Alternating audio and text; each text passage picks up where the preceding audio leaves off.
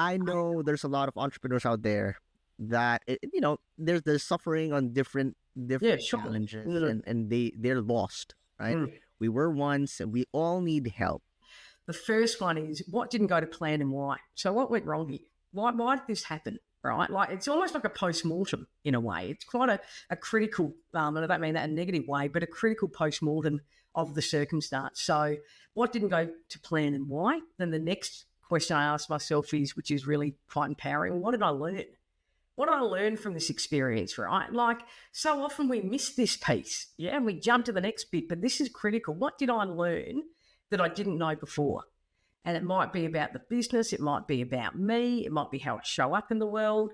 And then the third part that comes off of that is, well, how am I going to use these questions and these lessons to benefit myself and other people? So I've made my business and mission taking crap and turning it into something valuable. That is the superpower of myself, right? And of the business, right? That's what it is. It's about how do we take those challenges and turn them into something useful. And once you've got that, you've got it forever, Jan, right? No one can come away and take it out of your head. You have it. You understand it at a deeper level.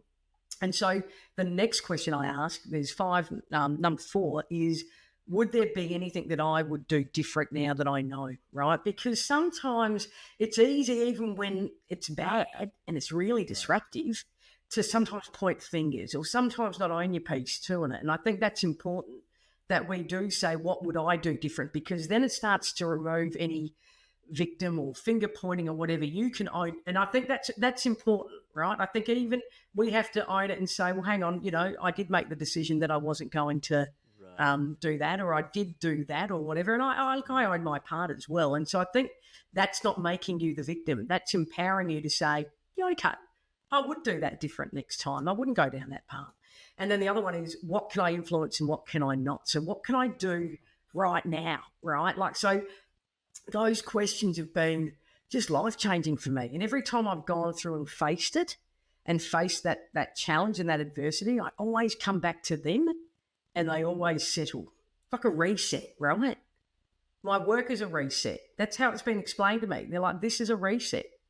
And so I need to go through that reset. So I've had the hiatus where I do whatever I want to do, and it's not work-related. I come then now, I'm in that mental space that, okay, now game on, self-reflection, pulling it apart, right, using some smart questions. And then I focus on one action. So the next stage is one action, right? Like, you have to get the first action done. And when you've had, you know what I mean? You know that when you feel in yourself, you feel overwhelmed, right? And the worst thing is doing nothing, right? So it's that, that absolute paralysis of not moving at all. So I'll choose one thing. It could be really simple.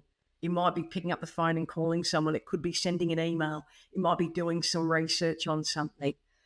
But that piece of just take that first action.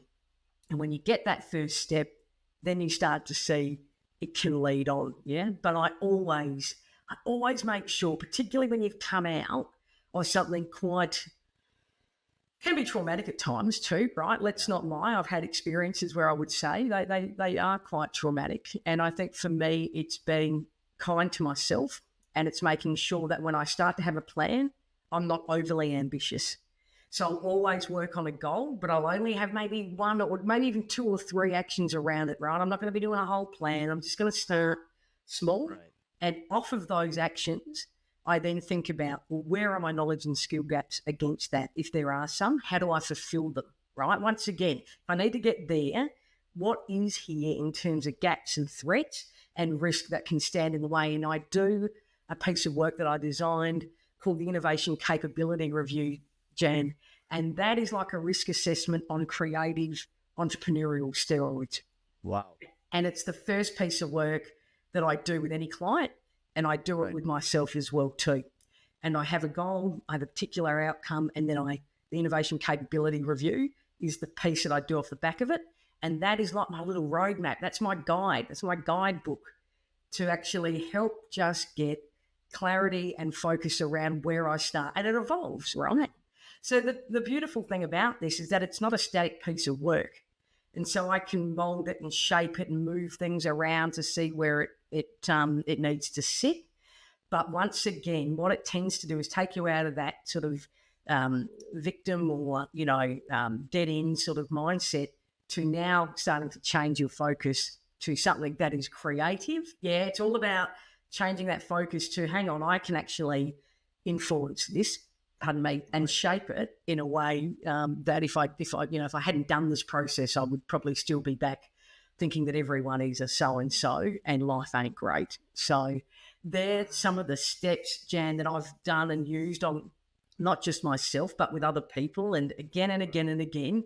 And the recipe is right. I feel that this is like making a cake, right? It's got certain ingredients, and when the ingredients are right, it doesn't matter who it's for or the circumstances, it will work. But it's like the cake, recipe that needs eggs. If that step needs to be there, it needs to be there. Don't jump on, think, oh, well, it doesn't need eggs. I won't put eggs in it, and then it tastes like crap. So, yeah, that's there's a recipe there for a reason. And that's what I do. And as I said, it takes the panic out of it. I love that. Wow. I share the same philosophy also. If it's there should be a reason, right? Yeah. We just need to figure that out, and apply it, adjust, and modify. With that process, you can really guide and transform people's lives, business people, entrepreneurs, brands. And I love that you mentioned about helping them have clarity.